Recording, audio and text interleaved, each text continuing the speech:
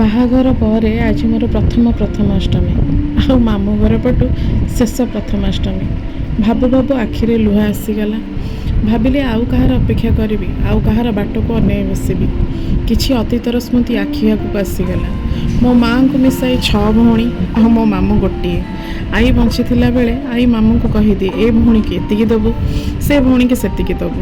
ଆଉ ମୋ ମାମୁଁଙ୍କର ଗୋଟିଏ ଛୋଟ ବହି ଦୋକାନ। ମୁଁ ଆଈଙ୍କୁ ଥରେ ପଚାରିଥିଲି, ମାମୁଁ କେଉଁଠୁ ଆଣିକି ଦେବେ ଆଈ?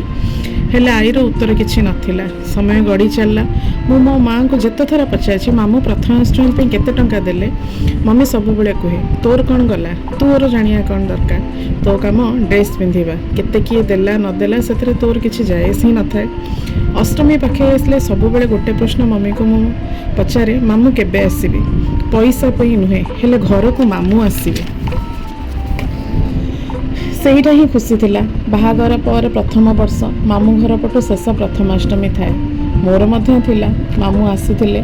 ଭାବୁଥାଏ ଆଉ କାହାର ଅପେକ୍ଷା କରିବି, କାହାକୁ କହିବି ମାମୁଁ ତମେ ଆସିଲା ବେଳେ ମୋ ପାଇଁ ଅରେଞ୍ଜ ଚକୋଲେଟ୍ ଆଣିବ, କାହାକୁ ପଚାରିବି ମାମୁଁ ମୋ ପାଇଁ କ'ଣ ଆଣିଛ।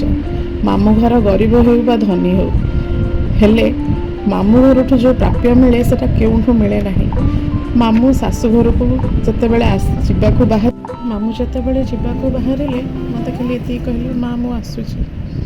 ମୁଁ ଆଉ କୋହ ସମ୍ଭାଳି ପାରିଲିନି। ମାମୁଁଙ୍କ ହାତକୁ ଧରି ତାକୁ କୁଣ୍ଢେଇକି କାନ୍ଦିଲି, କାରଣ ଆଉ ପୂର୍ବାଷ୍ଟମୀକୁ ମାମୁଁ ଆସିବେନି।